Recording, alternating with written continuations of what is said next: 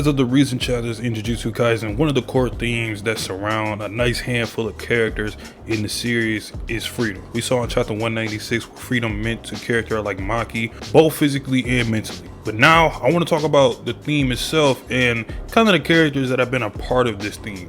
So let's go ahead and get into it. Now in the series we have seen multiple times this theme come into play in different ways.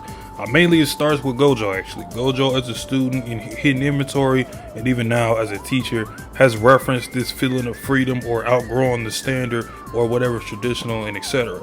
As an adult, Gojo expresses this feeling a lot. One of them is going against the higher ups, mainly opposing like their traditionalist mindset, and the other is how he teaches his students or sometimes just how he talks to them. Prime example of this is Megumi. While Megumi was fighting one of the finger bearers in the origin of obedience, Megumi flashed back to when Gojo told him to stop being so selfless. When you get in these situations where you're always trying to sacrifice yourself for others, you need to be more selfish and think of how to win or exercise the curse in front of you, even if it's a little stronger than you. And then proceeds to do the domain expansion, where Megumi's facial expression completely changes, and before he does his domain expansion, he begins talking about cursed energy and sorcerers like a mad scientist or something. In this moment, Megumi freed himself from the thoughts of doubt and consequences that come with what if I fail? Are Yuji and Nobara okay?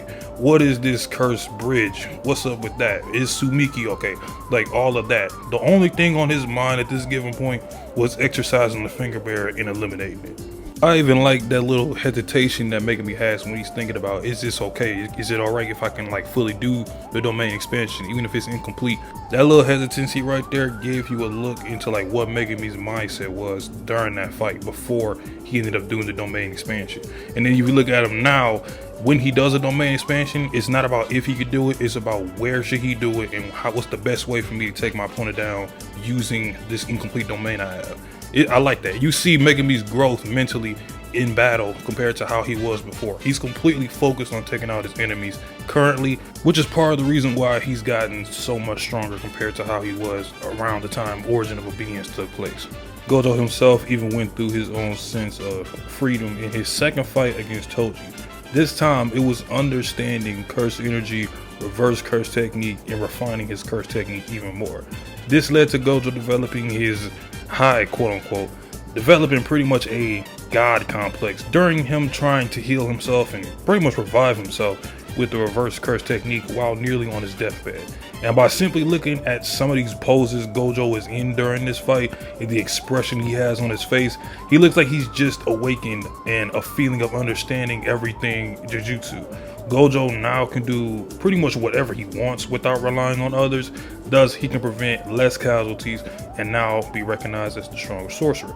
There was nothing he pretty much couldn't do once he achieved this. And once he does achieve this, then you look at somebody like Geto, who back then Geto was the complete opposite of Gojo once Gojo achieved this. Geto was always worried about curses and humans and protecting people and what he needs to do as a sorcerer, like his job, quote unquote. Once Gojo got that, he pretty much is saying that now that he's gotten as strong as he is, there's really no need to worry about anything anymore. And now you see how Geto kind of went through his own version of quote unquote freedom once he became pretty much evil. Once he became evil and he decided I need to just get rid of all these people, notice how Geto got even stronger as that happened. And that's the cool part about this whole theme and concept. In JJK, characters most of the time get stronger, not because of like a power buff in terms of they got a new ability, mainly because their whole mentality has changed. Two really quick ones I want to mention because they are pretty self-explanatory. Yuta and Hakari both have this. Yuta has shown to enjoy battle when he's pushed to it, and he's completely different from how he was when he first became a sorcerer. Yuta was extremely shy, passive. Now you see he's more direct, and he's not afraid of killing other sorcerers because those mental barriers are gone. Now Hakari, on the other hand, Hakari is always free. From his personality to his fighting, Hakari doesn't really care about traditions or customs. He understands Jujutsu and simply fights his own way. His domain is the most unique in the entire series, and him and his domain are damn near a being in itself. When Hakari fights, he's only thinking of how to beat the opponent in front of him to an unreal degree. He likes fighting, but he's incredibly dangerous when he has something to protect or help. Both of them, their futures are going to be insane, hopefully, if they live for like another year. Now let's look at the concept of freedom, but in a more maniacal way. Sukuna, the king of curses. Selfishness was described when talking about Megami, but with Sukuna, this is a part of the reason he's become so powerful. He has an overwhelming sense of self and a complete disregard for others. This is what made Sukuna stand out above the rest, being evil and doing literally whatever comes to his mind. Which says a lot if Sukuna looks and he can see the potential of someone that could give him a run for his money. Whether he destroys them or not means everything. Jogo always thought about his fellow disaster curses in Hanami and Dagon. Those were his friends. Him and Mahito's dynamic and his hatred for sorcerers and humans, it was a lot in Jogo's mind.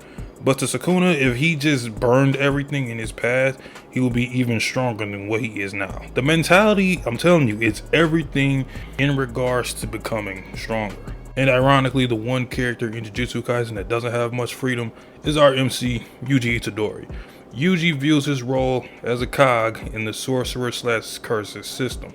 He simply exercises curses and helps his friends. Not to mention it's kind of hard to get rid of this mindset, especially with the responsibility of controlling Sukuna and then what happened in Shibuya. It's pretty hard for Yuji to be a Gojo, Yuta, Hakari, etc. because of not only Sukuna but Mahito. And what Mahito was saying to Yuji, comparing himself to Yuji and all of that.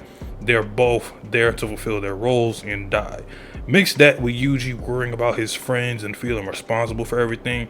There's too much on Yuji's mind to do what he wants and only care about whatever is in front of him.